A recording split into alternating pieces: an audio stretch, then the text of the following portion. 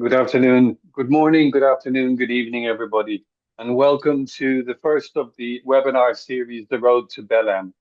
My name is James Stapleton. I'm the Senior Advisor for Advocacy at the Alliance of Biodiversity International and CIAT, the largest CGIAR Centre. And it's great to be able to have an opportunity to moderate today's event with you. The Science of Scaling Biosolutions for Soil Health and Climate Action. Our event is co-sponsored by CGIAR Science Program and Multifunctional Landscapes Program in Embrapa, Brazil's Embrapa, and then Brazil's Ministry of Agriculture and Livestock. We have two more sessions coming up after this event. This is one of three sessions, so I suggest that you keep an eye out for the other two sessions. The other session is on the 16th, where we will look at scaling, and on November the 12th in Belém at COP30, where we will look at policy investments and enabling environments. What is this event about today? This event is about scaling biological solutions for soil health and climate action. We hope to be able to demonstrate to you that farmers can reduce the input dependency while achieving multiple goals: better soil health, climate resilience, and productivity. We want to be able to look at we want to be able to demonstrate how we can catalyze investments from governments, private sector, and development partners to build concrete pathways for scaling by aligning science, policy, and practice. And last but not least, to be able to connect researchers, farmers, policymakers, and investors ahead of COP30. A couple of housekeeping rules for us today. You have translation available on the bottom right-hand corner from English into Portuguese. And if you want to ask a question, please use the Q&A function. We will bring the questions together, and we will answer the questions that we can do during the session. And this session will then be recorded and streamed on YouTube. And we will be together with a number of other products. So before we go into our panel event, I'd like to hand over to Alexandre Couvelin from the Ministry of Agriculture and Livestock in Brazil for some welcoming remarks. Alexandre. Good morning, good afternoon, everyone. So it's a great pleasure to join you today. So welcome to this webinar, Science of Scaling Biosolutions for Soil Health and Climate Action. So as Brazil prepares to COP30, as James said here today, it's very important to have this kind of opportunity to exchange experience, and this is exactly what we are going to do today. So today we are going to have a kind of bio talk today. We are going to talk about bio inputs and biotechnologies, how we are going to change this game. So it's very important. So first of all, I would like to thank James from CGIAR for the partnership organized this important series of webinars. James, thank you very much for you and your teams, and from our side, also for my team that helps to prepare here in the Ministry of Agriculture and Livestock in Brazil, and also our colleagues from Embrapa. So it's a great pleasure to join you today. So today we will highlight some of these how these solutions from biological agriculture can transform agricultural system, enhancing resilience to climate change and contribute to global climate goals. But before that, as a policymaker here in Ministry of Agriculture and Livestock, I would like to highlight some numbers and actions that we are developing in Brazil.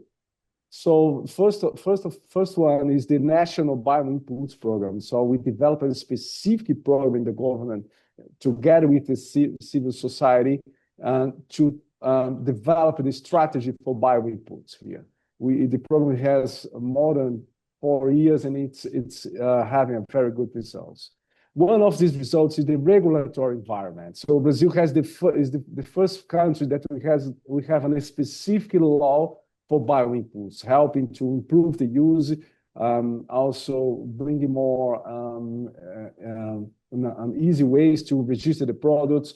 The farmers will have the rights to produce their own bio-inputs in the farm. So a lot of regulatory aspects that we develop in this new law that we are taking place this year.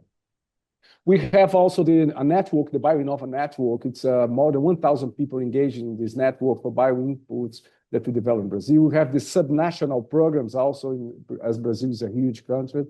And we have, another result is the increased rate in Brazil. It's around 36 to 40% per year.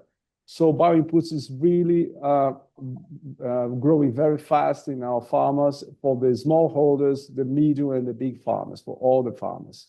We have to have an idea, market share that start with 2% 4 years before. Now we have 5 to 6% in 4 years of market share for bioinputs, and increasing very fast.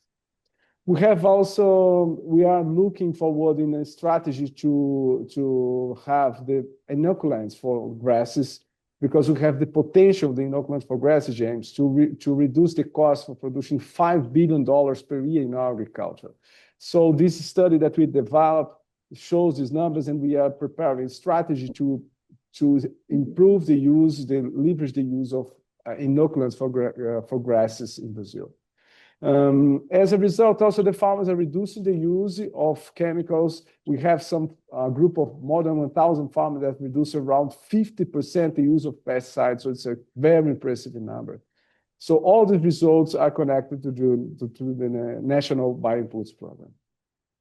And also a very important initiative that we connect with the COP30 is the RAIZ, Resilient Agriculture Investment for Net Zero and Degradation. That is an initiative that Brazil will launch in COP30, RAIZ, Resilient Agriculture for Investment for Net Zero Land Degradation. And for this reason, also, we have today a sample of this potential with many new technologies in bioinputs and opportunities for investment too. So it's a very important connection with sustainability and also with all the environment and climate change. So how to scale up and achieve this paradigm? So this webinar series is an important channel to do this. So I thank you very much again. I enjoyed the presentations. Let's change this game. And thank you very much for the opportunity, and welcome everyone. Thank you, Marcus, and thank you for your team and your support the whole way through this. And we're looking forward not just for having this session and this discussion and energizing investment, but also to see how we can connect to Brazil's RAIZ program that will be launched at COP30 this year. And now I'd like to hand over to Sig Snath, Director for Sustainable Agriculture Agri-Food Systems Program at CIMMYT, at our CGIAR Center CIMMYT, for some opening remarks. Sig, please. Thank you, James. It is so great to be here. As you said, I'm Program Director at SAS at CIMMYT, but also co-interim director with Marcela of Climate Action, which is so important. So I really want to give a warm welcome to all of you, participants, partners, and hosts. Thank you for joining this important dialogue, and please, your questions are what we're counting on. So this dialogue series is part of the road to COP30 in Belém. It's a critical moment to be thinking about agriculture and climate together. That's why you are so important in this talk. We have tremendous challenges, and today we will be talking about one of them that's not always thought about in terms of climate action. Over 40% of the Earth's cultivated surface is degraded. This impacts over 3 billion people. It's getting worse. As a soil scientist, I've been very disturbed to see from space that it's less green than it should be. This is due to weather anomalies, to extreme events, but also due to soil organic matter loss, nitrous oxide emissions. These are rising costs for farmers, methane, for the world as well. But soils are also a solution. Nature's own adaptation infrastructure. Soils help buffer against drought, floods, heat stress, and this is through their ability to sequester carbon. And biological innovation gives farmers real alternatives. We heard about Brazil and what a leader it's been. I've seen that at a recent fertilizer sustainability meeting, how bio-inputs are going through the roof in Brazil, leading the way. Mexico, too, in the Masagro program that CIMMYT catalyzes and supports with public and private and civil society. In Masagro, farmers are shown conservation agriculture, regenerative ag, and yet In addition, they're going after bioinputs. They are leading the way. We need to provide these options for them, right? So I think this is so exciting that microbial inoculants and biofertilizers are providing options for nutrient efficiency. Biological nitrogen fixation provides over 50%, even in high input systems. So we need to keep supporting efforts to improve its efficiency. There's a new kid on the block. It builds on pioneering work in Brazil on pastures, but biological nitrification inhibition is a trait now in wheat. Now, how exciting is that, right? That a major crop staple, and there's work going on in rice and elsewhere, could reduce dependence on fertilizers, could produce less nitrous oxides. Crop diversification, integrated crop livestock forestry systems, these are proven options to restore soil health and diversify livelihoods. But we need to make sure enabling environments there, that these options are accessible to all, to the most remote and those who've not always been able to access these in the past. We need to make sure there's financial investment, and that's a lot of about this COP series is about. So the lower costs, the improved water nutrient efficiency, that's what you'll be hearing about today. So the global science leadership that we're going to hear from the panel, including from Brazil, Embrapa, MAPA, from CGIAR, we're excited to work together in partnership with public, private, and civil society for soil health monitoring, for example, the bioas system in Brazil, adoption of BNF and azospirillum, inoculants, supportive regulatory frameworks. These new innovations, such as biological nitrification inhibition combined with regenerative agriculture to improve soil carbon. These examples have global significance, adaptable to Africa, Asia, because in the end, it's farmers demanding this. They will do the fine tuning. And the climate pressures in the global south on farming are so severe. Farmers are facing crises like they've never seen before. I was with farmers in southern Africa with the worst El Nino event, a generational drought, and they need these options now. So CGIAR Climate Action is proud to be supporting science to policy practice pathways, evidence in what works where, biological innovations such as these options here to be supported and fine-tuned by locally led adaptation, partnerships with governments, increasing governance, making more just donors and private sector to integrate biosolutions, as you'll be hearing about today, into policy and investment.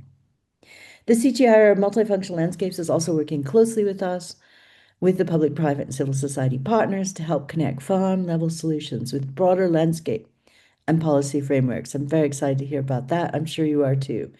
This integration is vital. We need resilient soils and resilient landscapes, which you'll be hearing about in a little bit. So finally, let me just talk about the way forward to COP30. Belém, at the heart of the Amazon, it's a reminder of the global stakes, the lungs of the world. COP30 is our chance to elevate biological solutions as central to climate adaptation and mitigation. I went to COP29, and it was a shock to see that on the one hand, we've made progress with the methane hub. We're not yet there with the nitrous oxide hub. The CGIAR breakthrough products are really looking at this. How do we bring the other greenhouse gases that are so recalcitrant, sitting around for so long and are so important?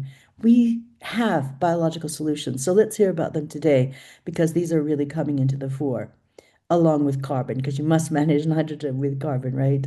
And these bio options. So by working across disciplines, the transdisciplinary approaches, by linking climate action with multifunctional landscapes, CGIAR with Embrapa, with MAPA, we're so excited to drive this transformation. Healthy soils, these are really the foundation, resilient farmers and landscapes that support locally led community adaptation, a foundation for climate security, which is needed now more than ever. So I really look forward to the dialogue today. Thank you for this time. Over. Thanks a lot, Seg. Thanks a lot. So now, before I go in, let me just tell you what's coming up. We have a panel, 5 members from the UK, from Brazil's Embrapa, from CGIAR, from Kenyan business. We're going to get into discussion. But before we get into discussion, I want to introduce you to Dr. Lee Winovicki, Global Research Lead for Soil and Health at C4ICRA, also a CGIAR Center. And Lee is going to give us a scene-setting presentation. Lee, over to you. Great. Thank you so much for the opportunity to speak here today. And it's very hard to follow Alessandro and Sig, who so eloquently highlighted why we're here. So I will do my best to set the scene. Thank you. As you mentioned, I'm a soil scientist and I lead the global research team of soil and land health at C4ICRA based in Nairobi. And I'm one of the co-founders of the Coalition of Action for Soil Health. As Sig mentioned, we depend on healthy soil. 95% of our food is directly dependent on soil. Healthy soil is also central to achieving the SDGs. We produced a piece about how we're at a crossroads and we must recognize the interconnectedness of the global challenges. And we need to invest in soil health in order to achieve the SDGs. And I know that everyone knows that soil is very important for food security. What I want to leave here today, I want you to think about how soil health is central to so much else. It is central to achieving ecosystem restoration. I'm sitting here in Africa. We have AFAR 100. We're having our colleagues from Latin America, the Bond Challenge. These are national commitments to restore degraded lands. Healthy soil is central to climate change mitigation and adaptation. It is an enormous carbon sink if we invest in soil. It also is the most biodiverse ecosystem in the world. And of course, this is where we get our nutrition from to bring nutrients into plants and animals. So let's broaden the scope of how we think about soil. But we're here today because our earth is becoming more degraded. We have a growing trend of the number of hectares of land that are degraded every year. And we know that over 3.2 billion people are negatively impacted by degradation. This is a photo from the Zambezi demonstrating soil erosion, which is the most widespread form of degradation. And it's important that when we think about agriculture, we're demanding too much from degraded soil. So it's really time to stop business as usual. We need this solution landscape. We need these increased investments in soil health. And biosolutions are part of this strategy. And I'm glad that I have the opportunity to define what biosolutions are. So this is a biological or naturally derived product aimed to leverage natural processes. So Sig already said that soil is our infrastructure of biodiversity, of carbon, of life. So we want to enhance the natural processes for nutrient uptake, controlling pests and disease, building resilience. On the right is compost. On the bottom left is black soldier fly frass. And in the middle is a biocontrol to control aphids. Just some examples. Another example that is super cool here in Kenya, and I know Kumia will also be here, is how to take waste, recycle it to produce organic fertilizer. This has climate change benefits as well as livelihood impact by increasing crop yields. And it's really just this innovation that was needed to transform our food systems. We need to think out of the box. We need no business as usual. This is some really exciting examples that also our panelists will highlight. So it's not all gloom and doom, right? But there is this point that landscapes are diverse, and we don't need solutions on 1 hectare or 10 hectares or 1,000,000 hectares. We need it on 40% of the Earth's surface. We need to scale these solutions. But in order to do this, we need to tailor the solutions to the context. That means we need to understand the variability in soil health and soil carbon in order to prioritize and track how these interventions are doing.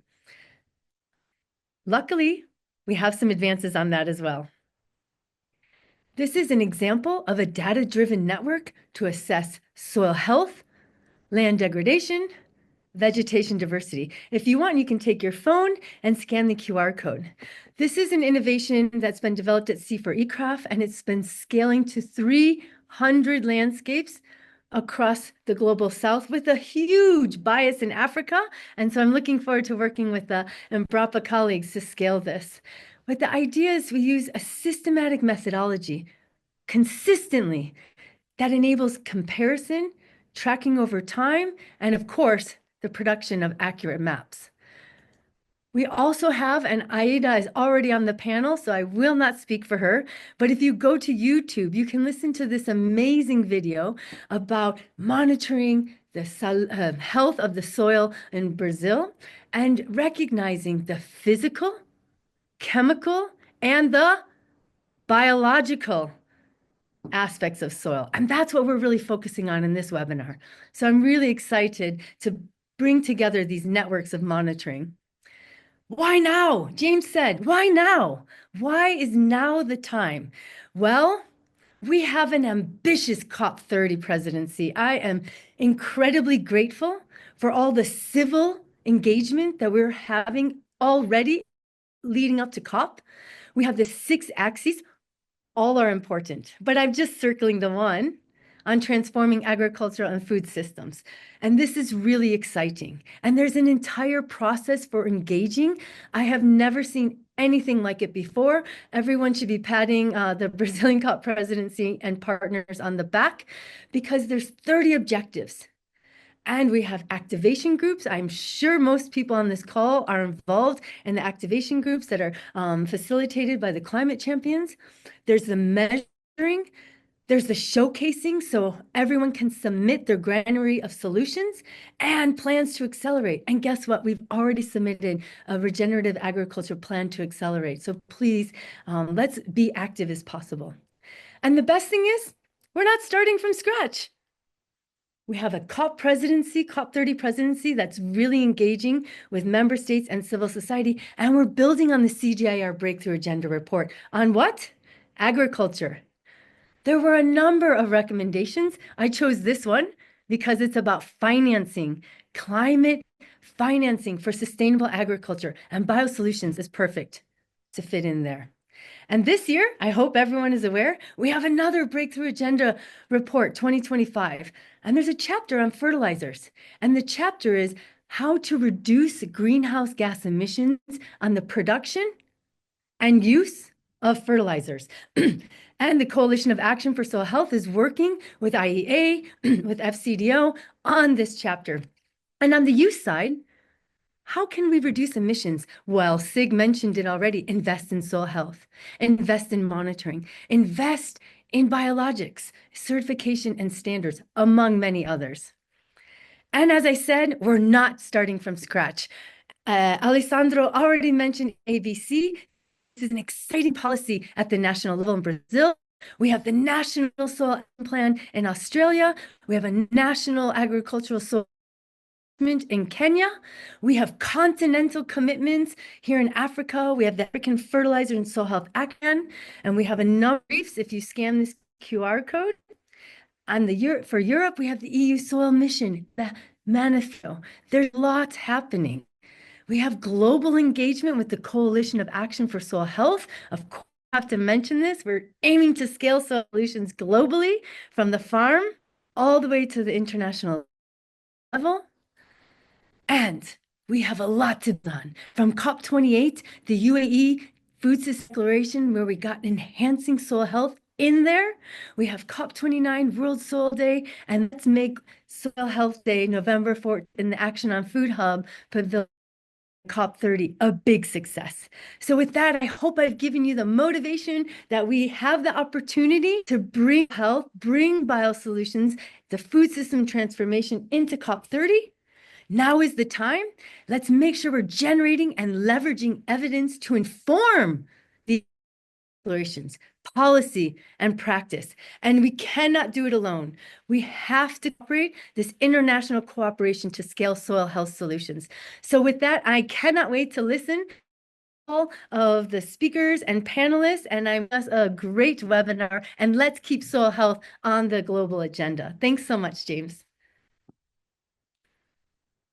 Thanks a lot, Lee, for a comprehensive overview. So now we've got a good idea of what the contours are. Let's kick into to the panel and begin the questions. So my first panelist up is Marco Antoni Nogueira, researcher at Brazil's Embrapa Soya. Good morning, good afternoon, Marco. Good afternoon. It's a pleasure for me So to be we've here. had a lot of the contours. Thank you, Marco. Sorry, please. Perfect. What I'd like to do is kick off straight into the questions. Marco, in your research, what I'd like you to tell me, how can bio-inputs help make farming more sustainable? Perfectly. Well, bioinputs are tools for us for helping us to deal in our production system. And the most famous case here in Brazil is the biological nitrogen fixation in soybean. We have over 45 million hectares of soybean in which we can provide nitrogen exclusively based on biological inputs via the biological nitrogen fixation process. In this case, we can replace 100% of the nitrogen requirements by the soybean crop. But in other cases, we have also and used other types of bio inputs, like, for example, azospirillin. We have Marco, could I stop you there for azospirillin is a bioinput that was created for grasses. And, Marco, could I stop you there for a second? We seem to be having problems with your audio.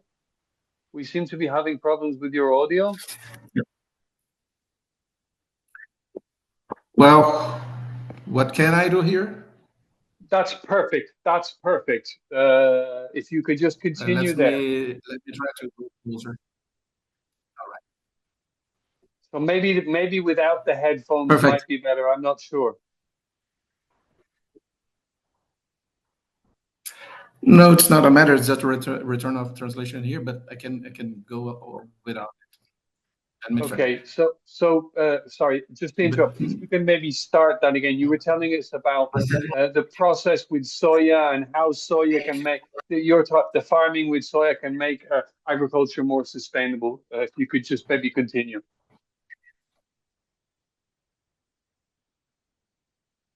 All right, soybean is a strong example of good success in using bioinputs in agriculture in large scale, and we can spread the use of these and other inputs for other crops. For example, the use of azospirillum, for example, that was developed for grasses, and we have used for maize, for rice, for wheat, and even sugar cane, and other bioinputs for sugar cane, like, for example, nitrospirillum. These microorganisms for grasses, they can increase the nitrogen use efficiency, for example. And in maize, we can see that they can save up to 25% of nitrogen request by the crop. Of course, this is more economically viable and also environmentally safer, because we can reduce emissions in maize crop, for example, to less than 200 kilograms per year, per hectare. For soybean, for example, we can save more than 230 million tons of CO2 equivalent by not using nitrogen fertilizers in the soybean crop. And also nowadays we have developed inoculants for other nutrients, for example, increasing, for example, the phosphorus use efficiency based on bacillus, and this technology was developed by our colleagues of Embrapa rice and sorghum, pardon me, maize and sorghum. And now these bacteria have been released as inoculants that can be used in these crops to increase the phosphorus use efficiency. And other bioinputs, for example, based on relief of stress, or relieving stress for mainly for drought. Our colleagues from Embrapa Environment have selected some strains of bacillus from Mandacaru, which is a cactus from the semi-arid region in Brazil, and they were selected, purified, and tested for efficiency, and they are able to relieve drought stress in several crops, not only soybean, but also maize, sugarcane, and even grasslands. And by the way, here in Brazil, we have a huge area based on green grasslands, and we can improve the use of these grasslands by inoculating them with bioinputs, improving the nutrient use efficiency, mainly Azospirillum and also some bacillus, helping these plants to deal with phosphorus and also relief of stress. So we have several cases, well-succeeded cases, that we have applied microorganisms to improve plant development, replacing totally or partially nutrients in our production systems. Thank you very much, Marco. And the practices that you've been in, that have been employing, have been really, really interesting. Let me turn to Miriam, who's going to talk to us. Miriam.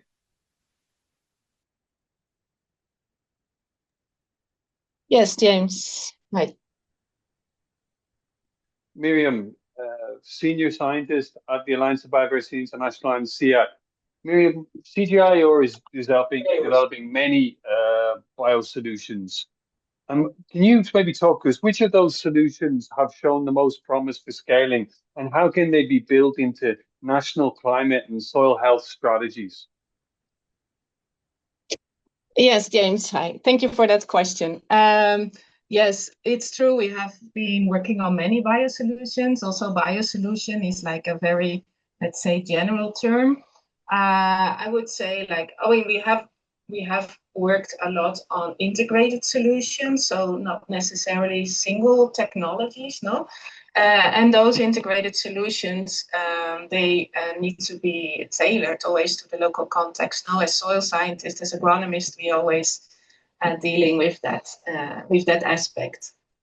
And I think, so biosolutions, soil health, these have been topics that we have been working on for a long time, but they have become, there is now much more attention for these topics, which is very, very good. And I think the whole movement around regenerative agriculture is very interesting there. This is really like an outcome-based and flexible approach of an integrated system-level approach to improving soil health and other key outcomes of agricultural systems.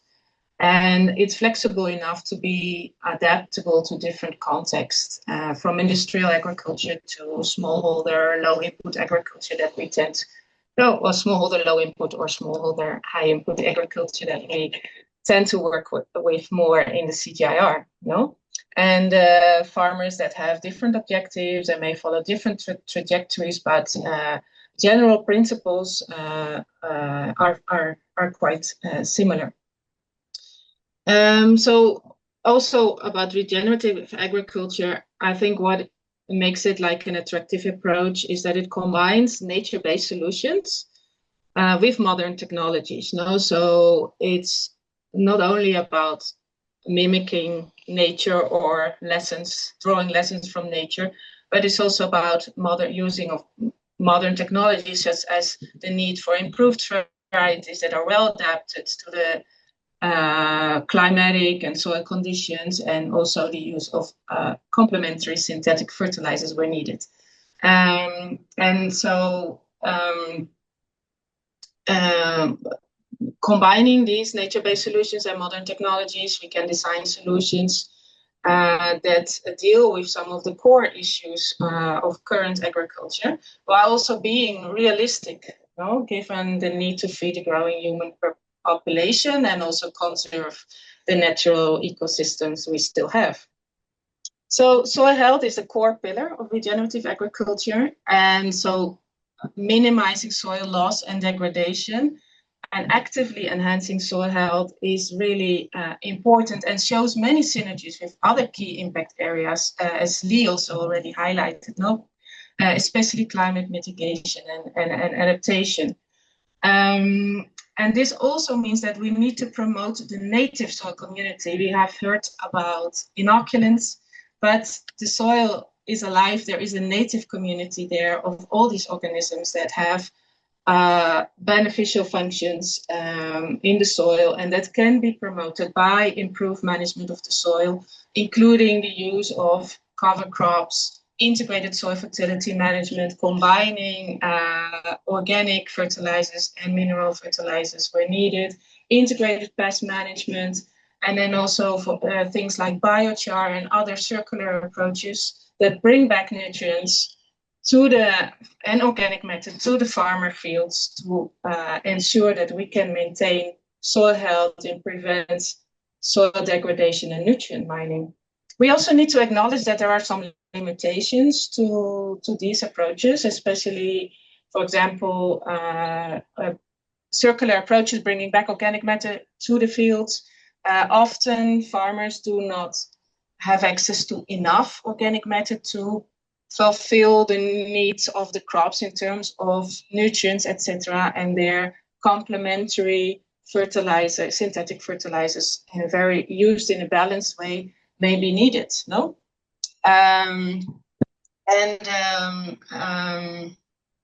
yeah, I also want to say something about the climate and the soil health strategies. I think, just to be brief, I would say we really need to address also the reality of the farmers. No? So it's very promising to see that there is a lot of attention nowadays for regenerative agriculture from a public sector, from the private sector, with lots of investments. But really, impact can only be achieved if we get the farmers to adopt these practices. And there, sometimes I feel we are a little bit far away from the reality, and we really need to see how farmers can get on board in this transition. I'm looking at the time, Miriam, but you just picked up on a question there about farmers and practices, and partnerships is key to that. So maybe, if you quite quickly, could you just give me a sense of how we can strengthen partnerships between research and farmer-led innovations to scale solutions inclusively? And maybe, conscious of the time, be rather synthetic.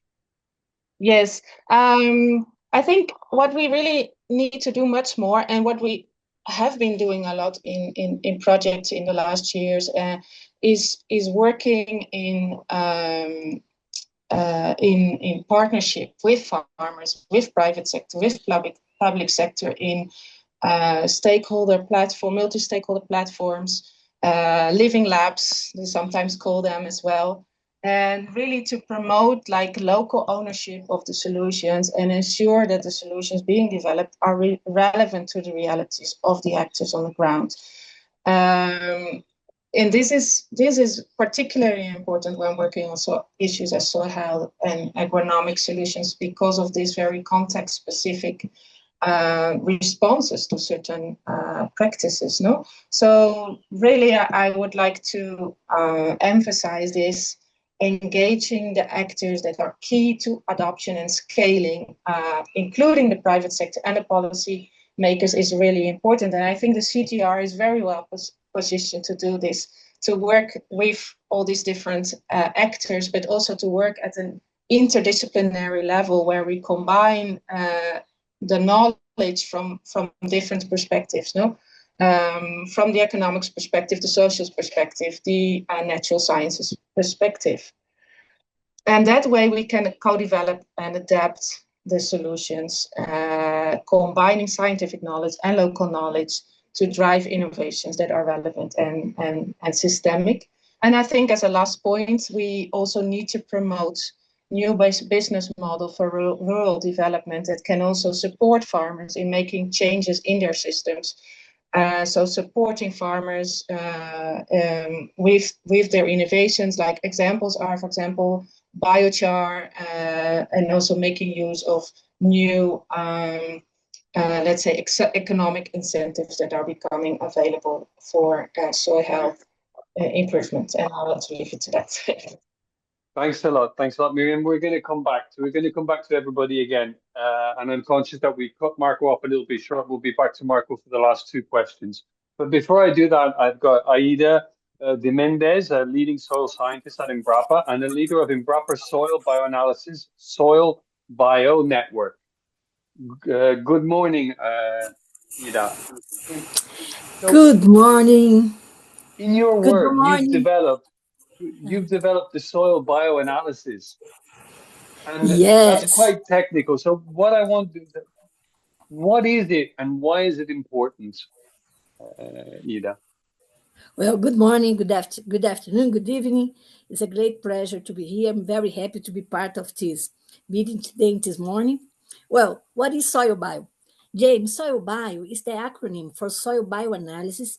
It is a technology launched by Embrapa in Brazil in July 2020, and it has been designed for large-scale assessments of soil health. Soil bio consists in the integration of two soil enzymes, beta-glucosidase from the carbon cycle and iosulfatase from the sulfur cycle, to routine commercial soil analysis. It's like a soil's blood test, as it allows the detection of asymptomatic soil health problems before they affect crop yield. These two soil enzymes, they are more sensitive than soil organic matter, and they can act as eco-radars, eco-sensors, being able to detect changes in the soil as a function of the adoption of different management practices. The key word in the development of this technology is calibration, since it was calibrated in long-term field experiments as a function of crop yield and soil organic matter, always taking into account the soil clay content. And another innovative aspect is that Embrapa coordinates a network of 33 private commercial soil laboratories all over Brazil that perform soil bioanalysis. And these laboratories are connected to Embrapa through a web platform that makes the interpretations of soil enzyme data and also calculates soil quality indexes, with all results being stored in a centralized database. This partnership with private commercial labs has resulted in the Brazilian Soil Health Platform, which is going to be launched at COP30, which is a unique structure that transforms scattered laboratory results into a dynamic national level resource that we hope will support in the near future climate smart agriculture decisions, the design of public policies, and the development of low carbon food systems. That's it. So, I mean, if I just to dig into that for a second, Aida, it's these two enzymes. It's because it's more precise, right? And then the Exactly. system you're using allows for decentralization. Am I understanding it? Yes, exactly. These enzymes, the main advantages of working with them are that they have this short-term sensitivity to changes in land management. They are closely associated with crop yield and soil organic matter. And, for instance, soils with high enzyme activity are soils with high yield potential. These two enzymes, they can be measured directly in air-dried soil samples, which makes really their adoption by commercial soil labs much easier.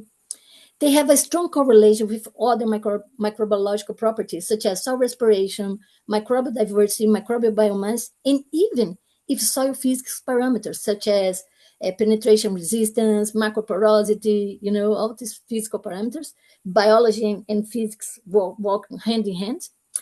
They are very relevant for nutrient cycling. In terms of analytical precision, they are very consistent. Their analytical assays are very simple and very important, James, at the low cost. Today, a complete soil bio in Brazil, which covers not only the two soil enzymes, but also a complete chemical analysis and also a soil texture analysis, it costs for us $33. So this really makes easy their adoption. And most importantly, farmers start to see meaning in these determinations. They really translate some very important message to them. And how do you assess the soil health using the soil bio? Why is it different from what you were doing before? Okay. Well, it's very interesting because it's based on the combination of soil enzymes with soil organic matter. Based on this win-win combination, soil enzymes and soil organic matter, we are able to define 4 different patterns which can be associated with 4 soil health conditions. We call it here is like a 4-quadrant model. So in soils that we have high enzyme activity associated with high soil organic matter, we have a healthy soil. In those conditions where we have low soil enzymes coupled with high soil organic matter, we have a soil getting sick. Soil enzymes are more sensitive, so their values get lower first as compared to soil organic matter. In soils that we have low soil enzymes associated with low soil organic matter, then we have an unhealthy disease soil. And in those conditions where we have high enzyme activity coupled with low soil organic matter, we have soils undergoing regeneration. Soil enzymes, again, are more sensitive, so they act as these early warning indicators, so they detect much more ahead of soil organic matter that the soil is in a regeneration process, is in a recovery process. So the point is the combination of soil enzymes with soil organic matter in the 0 to 10 centimeter layer. That's very important. The soil layer, the diagnostic soil layer for soil bio is 0 to 10 centimeters because it's the soil layer most impacted by plants. And the most important is that since it was designed for large-scale assessments, it's simple, only 2 enzymes in soil organic matter, but at the same time it's powerful. So, our guiding principle throughout the development of this technology was that Da Vinci Code. Simplicity is the ultimate sophistication. So 2 soil enzymes plus soil organic matter in the 0 to 10 centimeters soil depth. That's soil bio. Thank you very much, Ada. Because now what I'm going to do is I'm going to go to Marcus Gitau. Marcus is the founder and the CEO of CGIAR Agriculture, and they're also focusing on bio-based solutions and data-driven practices to support smallholder farmers in Kenya. Marcus, excuse me, no, not Marco, Marcus. I'll go back. Yes, we'll go. Marcus. Marcus, you've been working on bio-based solutions and data practices. Tell me, you were listening to what Aida said. I mean, when you listen to what she's talking about in the solutions, how are the challenges that you face in Kenya similar to the challenges that you're hearing about in Brazil? What are those challenges that smallholder farmers are facing in Kenya in adopting biological solutions? How can they be overcome? And are you hearing anything from Aida? Thank you. Thank you very much. Just a very quick introduction. I'm Marcus Gitau. I am, as you said, the founder and CEO of a company called CGIAR Agriculture. We have been producing a product known as Biofix for about 7 years now. And Biofix is an example of what I would call almost a successful innovation. I studied innovation management at the University of Sussex, where I looked at innovation in agriculture in East Africa for my research. And prior to this, I worked at MAPA Fertilizers, which is the oldest and largest importer and distributor of fertilizers in the East African region. And so I've been working in this industry for about 12 years now. And so I think I've got a pretty good understanding on some of the challenges that farmers in East Africa specifically face. And when I summarize the biggest limitations that farmers have to undergo when it comes to the adoption of biosolutions, but also just generally their biggest challenges, we can summarize it into a single word. That word is sustainability. And sustainability is a is an expansive polymorphous concept. So when I'm talking about sustainability in regards to biofigs, I mean it needs to be the solution that you're offering to farmers have to be financially sustainable for one. So the amount of money that they're putting into their farms has to generate enough sales to cover their costs. That in East Africa is probably the biggest challenge that farmers face. And the second aspect of sustainability is also the environmental aspect of it, because as we've heard from pretty much every speaker, so I don't want to overlap too much, soil health is perhaps the most valuable resource to a farmer, not just in Kenya, worldwide. And so if you're not taking care of your soil over the long run, then we wouldn't consider you that sustainable. And so the two biggest challenges that farmers face are the financial limitations and the soil degradation when it comes to sustainability. And Marcus, you mentioned at the beginning that almost to scale, I think was the terminology you used, or almost. So what are the lessons that you've learned from your work that could help scale the solutions in East Africa for climate action, but also for improved soil health? Right. So just to take you back to what I studied something called innovation systems. When you look at how do you go from invention to innovation. And so I'm going to explain this in a sort of linear fashion, but innovation is all things happening all the time. But just for ease of understanding, we'll subdivide the national innovation system in Kenya into four main actors. The first actors are the producers of knowledge. And so in our specific context, there's a product that was developed. A lot of people have talked about inoculants. And so inoculants have been a thing here in Kenya for quite a while, but some really clever people at the University of Nairobi, and I think this leads on to what Miriam was saying, figured out that yes, you can have biological nitrogen fixation products, but are they as effective if they're coming from Europe, North America, or South America? And so the people at University of Nairobi figured out that if we isolate the local bacteria and rhizobia strains, they would be more effective. And so when we look at that first actor, we can sort of give them a check. We can say they've done a really good job. They've created an invention.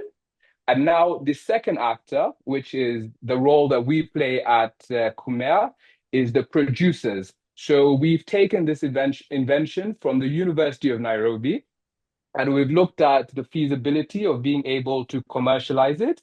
And so we had a successful technology transfer from the university into enterprise. And there are a lot of actors that assisted in this. We also got funding from USAID and from the British Council. I think there's a representative here today. And so we were able to take theory into reality by creating a product. So we have the knowledge check, the enterprise check. So the third aspect where we are not yet a full check is when it comes to the market adoption. And so here in Kenya specifically, Biosolutions are not a very well-known product. And also the application of how you apply our product is very different to synthetic fertilizers. And so there's an element of training involved and a bit of a learning gap. And so it's actually really unfortunate that my biggest market, despite this being a technology that was developed in Kenya, a technology that's being produced by Kenyan firms, my biggest market is actually in Tanzania and Malawi. And the reason for that is because they have, I wouldn't say the best, but they have really good extension programs by the government where they have extension officers that go out and visit farmers, and they have the trust of the farmers. And so as long as I can provide a product that I can empirically show the Ministry of Agriculture in some of these regional countries is effective, then it's adopted, and I get really big orders on that side.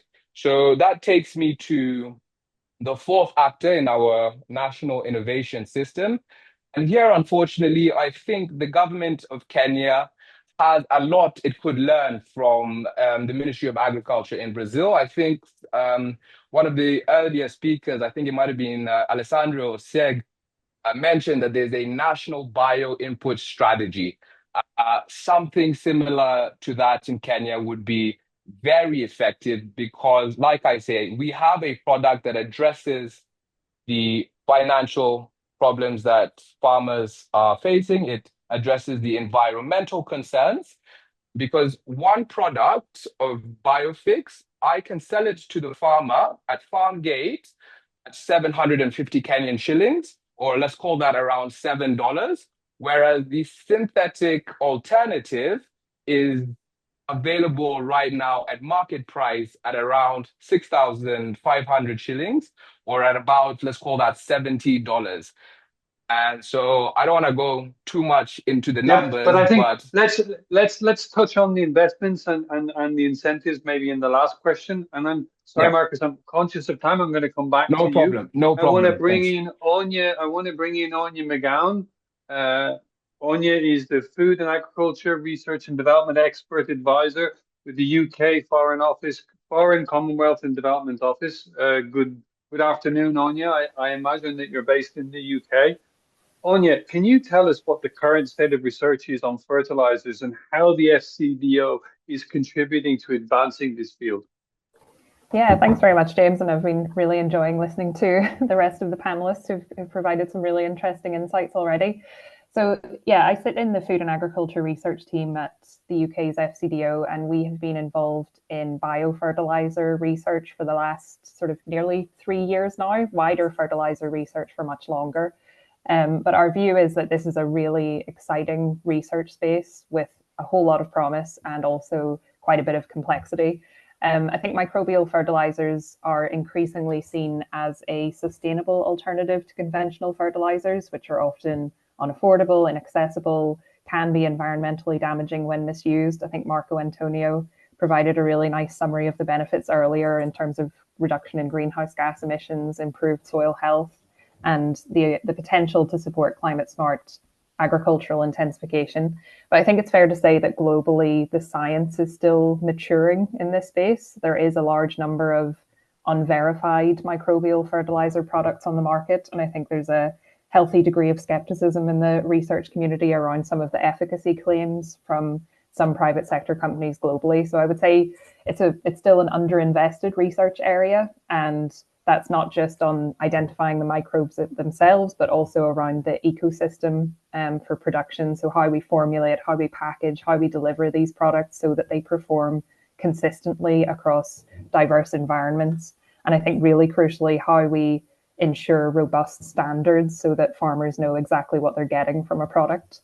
So our approach at FCDO is kind of deliberately cautious but ambitious. We're co-funding a 3-year project at the moment with the Gates Foundation with a UK company named Legume Technology, which is focused on identifying nitrogen-fixing microbes, validating their performance, field trials in 6 African countries, and also the development of ultra-low volume packaging for smallholder use and to prevent kind of counterfeit risks. And we're also closely tracking the Gates Foundation's broader efforts in this space. They've got some really interesting work in India and in Africa with IITA, which is geared at systematically evaluating different microbial fertilizer types in order to establish consistent benchmarks for performance. So I think that's a really important piece of work. We're really grateful, I think, that the foundation has stepped up to kind of take a lead in that area, and I think it will directly inform our, and I'm sure others, next steps in this research space. Thanks a lot, Anya. Anya, you touched upon it there with Gates, but what are the sort of collaboration models that would work most effectively in developing these sorts of sustainable solutions? Yeah, I think I would really like to talk about locally led partnerships, because I think, you know, we have a really strong focus on that in the FCDO. In our experience, that those are the most effective models for delivering innovation. And one example I'd like to highlight that's relevant here is our UK, Brazil, Africa trilateral climate smart agriculture research partnership. I think it's a really nice example of an effective collaboration model.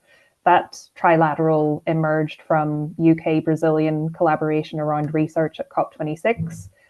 We officially launched it in 2023, but it really gained momentum in the last year. And the model brings together researchers and innovators from the UK, Brazil, and select African countries. At the moment, we're working with Nigeria and Ghana to co-develop climate-smart agricultural solutions. And the goal is really to foster equitable peer-to-peer collaboration. So not kind of technology transfer. This is about co-creating and adapting technology to specific local contexts.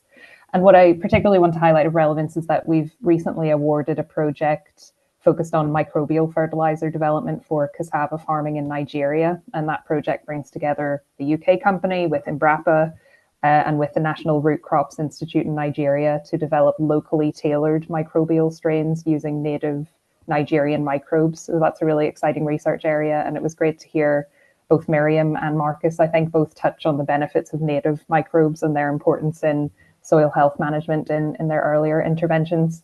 So the trilateral model is designed to enable rapid learning, partnership development.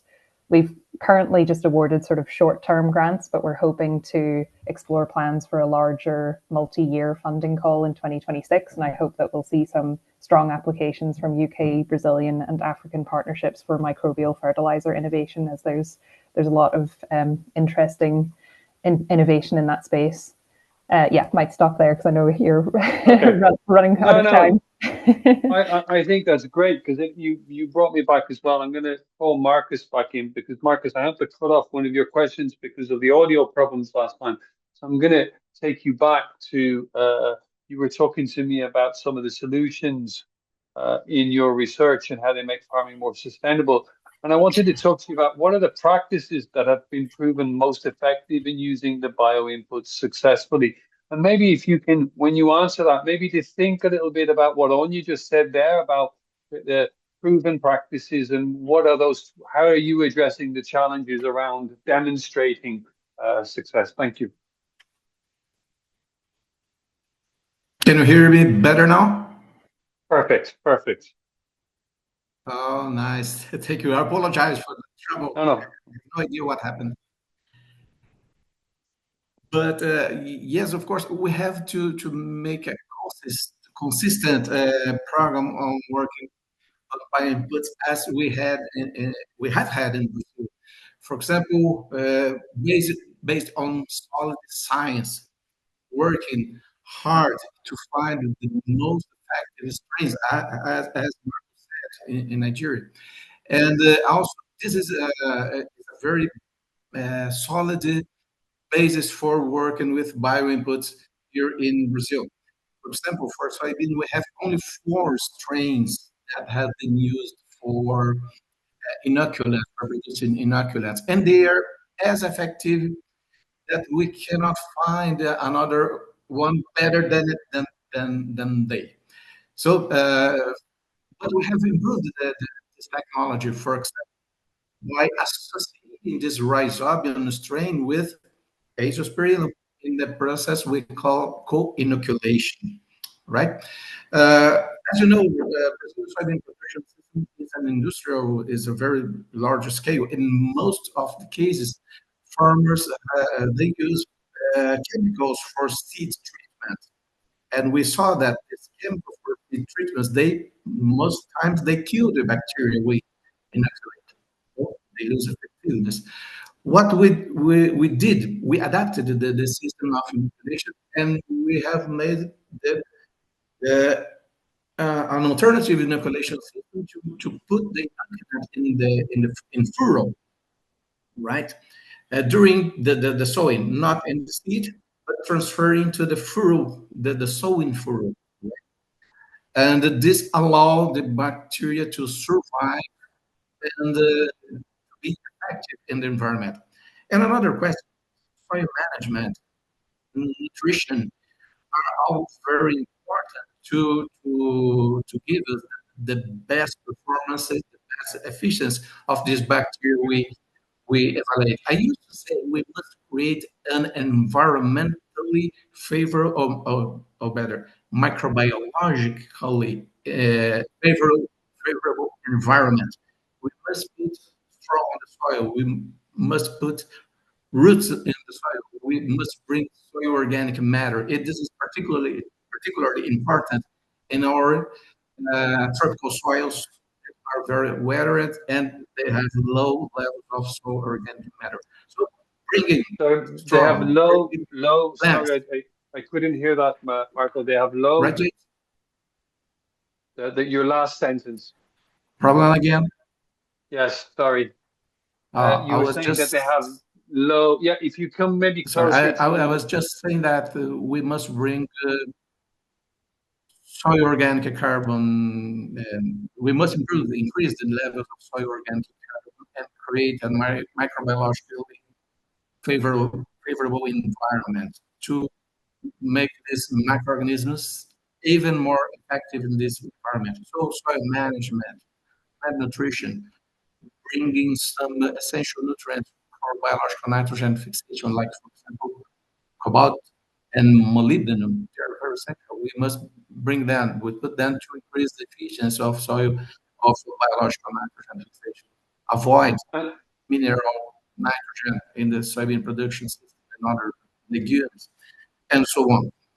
So this basic nutrition practice are necessary also to increase the effectiveness of inoculation process and take care with chemicals. Sometimes we kill the bacteria with chemicals we use together in the seeds, for example. And Marco, can I ask you very quickly about using what sort of experience does Brazil have with bioinputs that could help scale these approaches in other crops and in other regions?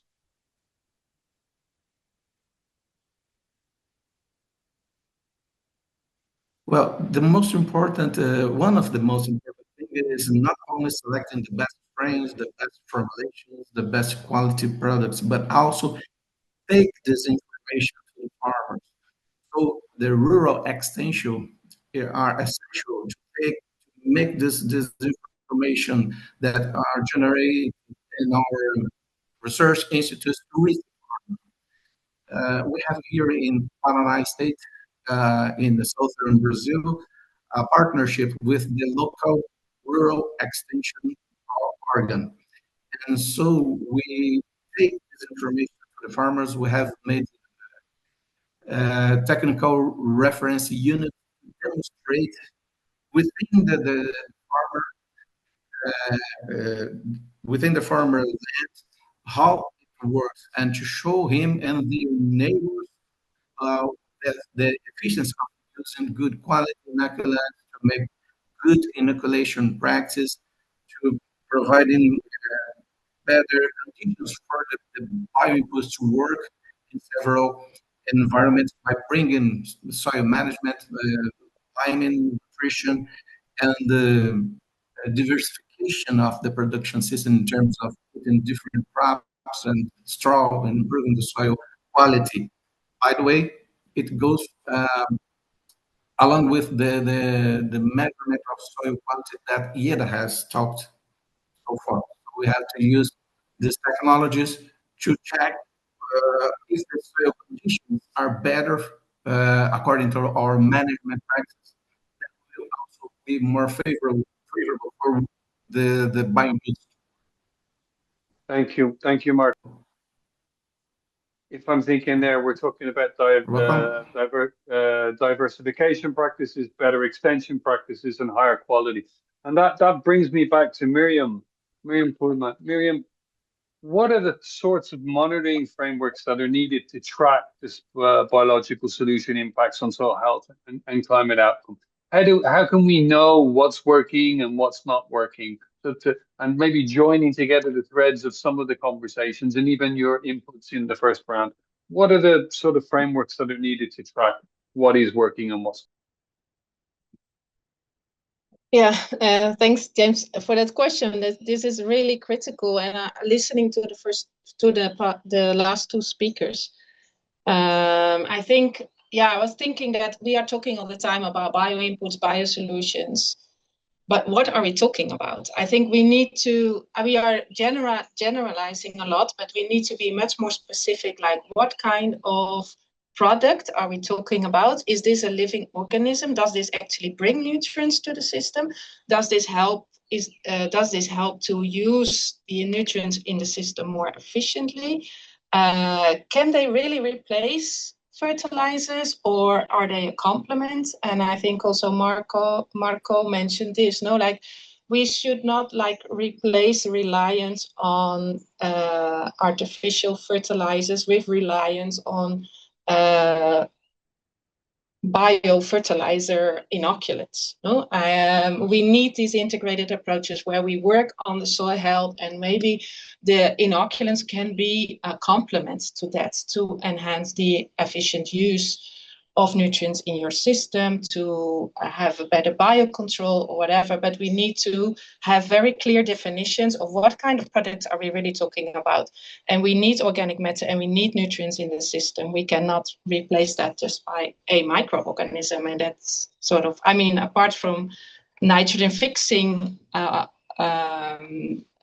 symbionts, no, that work together with the legumes that actually bring nitrogen to the system, there are very few examples of microorganisms that bring new nutrients to the system, that replace the nutrients that have been extracted by the crop. No, so we have the phosphorus solubilizers, we have plant growth promoting hormones, etc. So there are many different products, and we should be much more clear what we are talking about. And I think also about the monitoring frameworks. I mean, there are two things, no, like soil health monitoring frameworks, and the other one is like monitoring whether by the bio inputs that we were talking about, like the biofertilizers, really effective in the system where they are being applied. And I think we really, as the CGIAR, we really need to work on this. And the example of what IITA is already doing with the foundation is very interesting. We really need to show the evidence of what works and what does not work, because there's also a lot of snake oil in this business, I would say. Thanks, Miriam. I think it's really clear from your answers that I think we're talking about a package of solutions, and biosolutions are a package that are coming into an environment, not on its own, but as Marco pointed out, coming in with better practices, coming in with diversification. As Anya pointed out, talking about sort of, I think you're talking about the need to for more research. So I think this is part of a number of solutions. Aida, I would like to bring you back into the conversation and to talk to you about your technology, and just a question: to what extent is it being adopted? Is this technology being adopted and being and having an impact in the sector? Aida. All right. Well, before answering this question, I would like to add a little bit of a comment on the other questions, on the previous question. We can't forget that the healthy soil is the best biological industry that a farmer can have in its farm, because 99% of the soil microorganisms don't grow in artificial growth media. But if the farmer uses good management practices, the best management practice, he will keep this biological industry working for him in a very effective way, 365 days per year, right? So back to the question about soil bio. Yes, the soil biotechnology has been very well received by the agricultural sector here in Brazil, with strong interest in growing adoption by farmers, laboratories, and institutions. For you to have an idea, when we start with soil bio, we really have to knock in many laboratories' doors, asking them, so please, can you start adopting this technology? And we had a lot of no's. And right now we have 33 commercial labs providing this analysis for our farmers. So far, we have 60,000 soil samples in our database from 1,500 municipalities in Brazil, which demonstrates both confidence in the tool and recognition of its value for improving soil health management. And we start from scratch, right? We start from zero, and now we have 60,000 soil samples all over the country. And we are very excited about this growing interest in soil health. Finally, people are starting looking beyond soil chemistry. It's not only soil chemistry, right? Many times we have a soil chemically excellent, but in a poor soil health condition. And now with this tool, with this new view about our soil, we can start changing this story. That's it. Thank you very much, Ada. That's really interesting. It's one of those stories that we need to keep on monitoring. Marcus, I cut you off last time when we were speaking. You were just getting into so what's needed for your product in the market. You talked about the Tanzanian case with extension, but then I think you were talking about policy support and investment approaches. What are those sort of policy and investments enabling environment supports that you need, that you believe that will be able to support these businesses and also provide it in a way in which people can have trust in what's going on, right? Because we hear that this is not the solution to all of the problems. This is the solution to some challenges that important as they are. Marcus. Yes, James, thank you for that question. So I think Miriam and Aina are quite right to be skeptical about some of the products that are coming into the market. You never know what's snake oil and what's actually a verifiable product.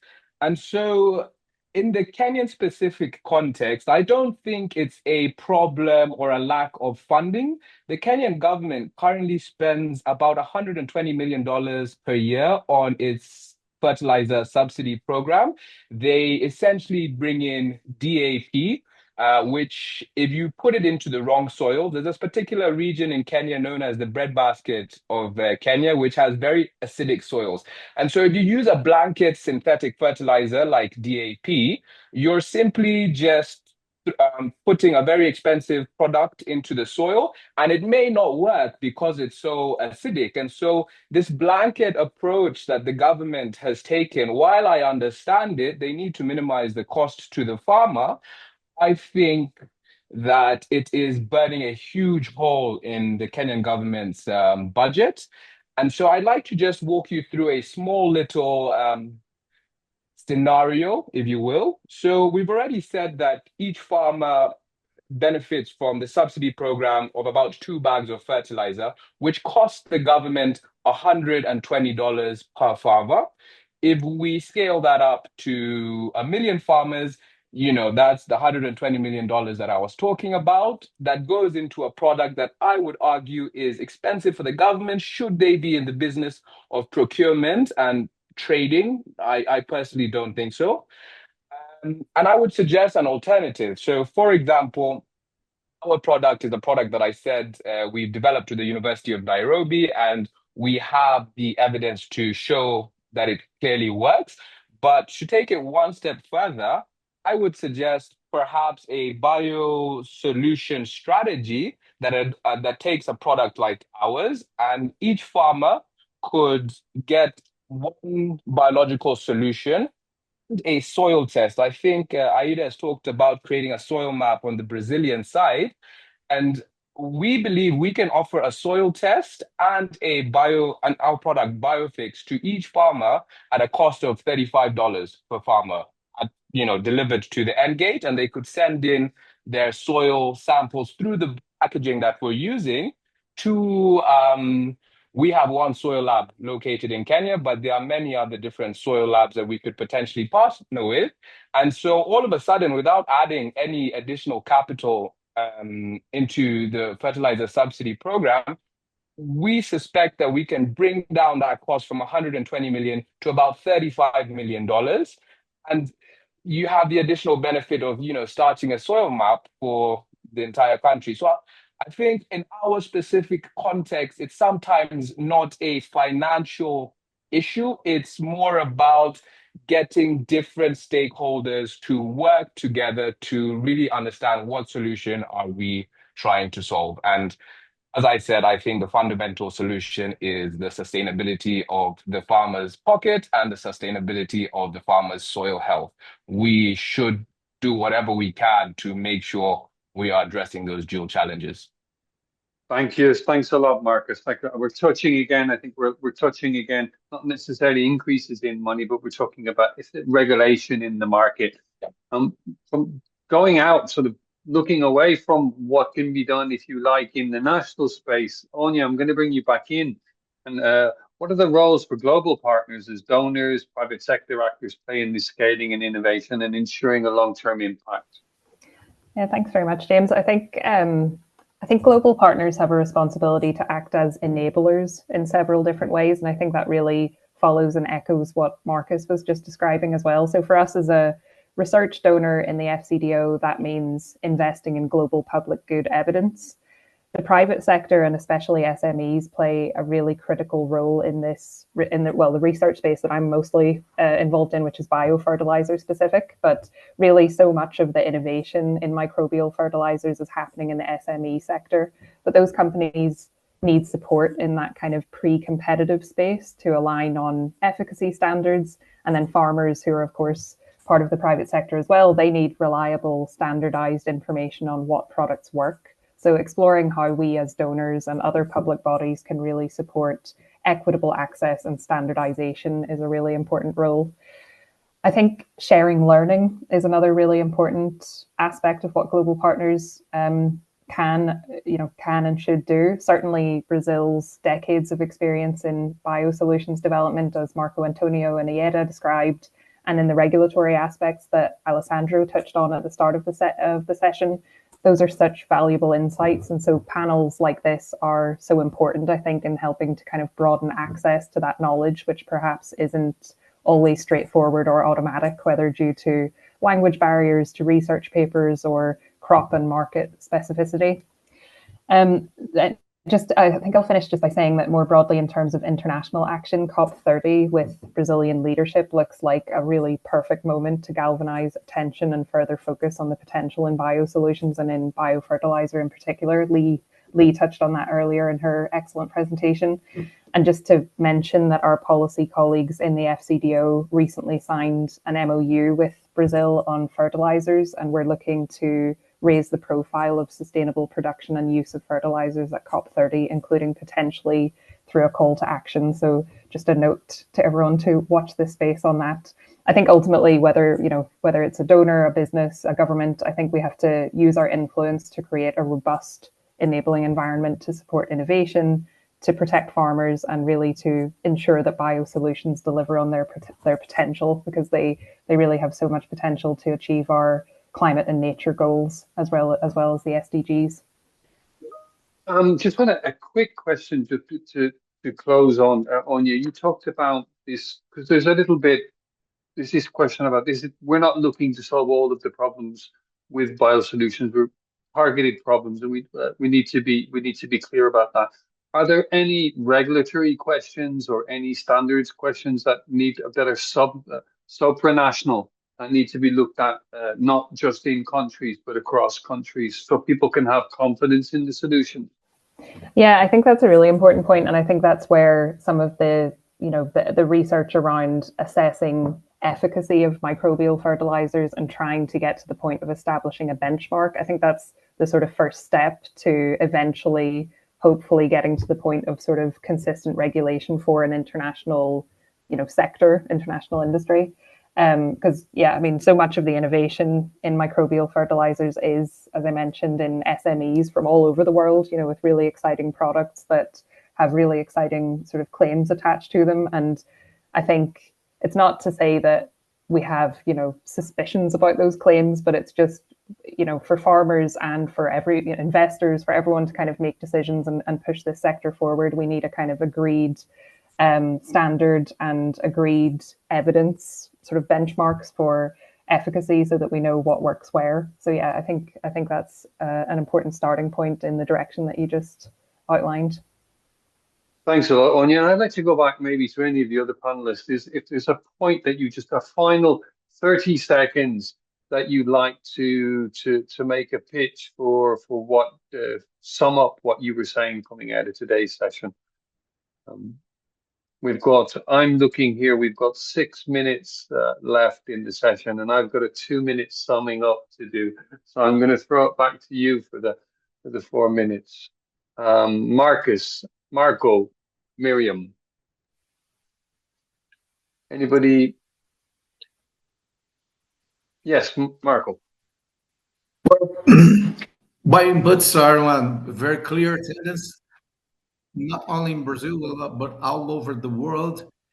And not only the farmers, but the population in general requires a more sustainable agriculture. So bioinputs are essential tools for improving the sustainability of our production systems. And we have to work together and to move forward to take even more this technology to the field. Thanks a lot, Marcus. And Aida, anything you'd like to, a last couple of seconds? No, just would like to say that bioinputs are excellent. Brazil is a very good example of how we have been doing a good use of these products in our agriculture. But we can't forget that also soil health, as Marcos said, soil organic matter is essential for our agriculture, right? We need to have both walking hand in hand. And many times people think that biological products are only those things that they can buy in shelves, but they forget that they can build an excellent biological. I don't like to call the soil a biological input, but anyway, you can have this very active biological environment in their farms just by using good management practices. So I think that's a very important point. People can't forget that a healthy soil is a very important partner in order to have a sustainable agriculture. So yeah, basically that's it. My message. With healthy soils, it's going to be difficult. Without them, it's going to be impossible, right?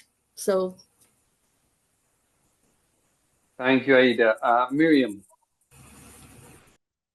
Yes, I just want to stress that we need to be much more clear in our definitions of what we are talking about. And then maybe also something else is of interest, maybe is there, we also know smallholder farmers make a lot their own biological products that they apply in their farms. So it's not all commercial. There is also a lot of, for example, Colombian government promotes this a lot. So, and also there, I think we need to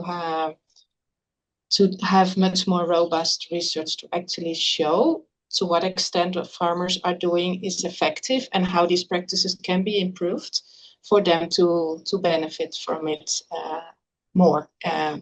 If effective, because that research is completely lacking at this moment. And I think it's interesting farmers are so enthusiastic about it, but we definitely need to support them in showing how these kind of techniques are best used. So you know what? We didn't plan this, Miriam, but the next webinar coming up on the 16th of October is Farmers and Business Scaling Biosolutions for Soil Health and Climate Action. So that we're gonna want to discuss on the science first, and then the next webinar is on soil health. Just let me to wrap up. First, I'd like to thank everybody who came on today. It's been a really interesting conversation. It's the first conversation. It's not the last conversation. We're really interested in having the UK, Brazil, and CGIAR and Embrapa here in this conversation, because we think that a lot of what's going forward is going to be really important. Some of my takeaways, if you like, from today's session is soil health is central. It's great to see there's a moving momentum around it for biofertilizers, but it's only one of many solutions: biological fertilizers, bioinputs, regenerative agriculture. Brazil is leading the way, and we've developed and this new national bioinputs program, not just in Brazil, with a new law, is going to provide an element of regulatory clarity that the private sector and farmers need to be able to move. We need to keep in mind that there are various aspects that we need to consider when implementing and scaling the different initiatives and commitments to tailor to local contexts, consider on-the-ground realities and limitations, develop financial incentives, new business models, bridge capacity and knowledge gaps, need good extension services. I think that came up a lot of the time, why things are working in Tanzania and Brazil, and they've been struggling a little bit more in Kenya. Identify new areas that require research. I think Miriam, she really spoke about this: research and verification, monitoring and effectiveness of different solutions. We need to have confidence in the solutions that we want people to take up. Strengthening partnerships with various stakeholders, getting them to work together, and creating an enabling environment. Again, I'd like to thank everybody that's spoken today. It's an interesting first conversation. I encourage you all to come back for the next conversation on farmers. Let me just get.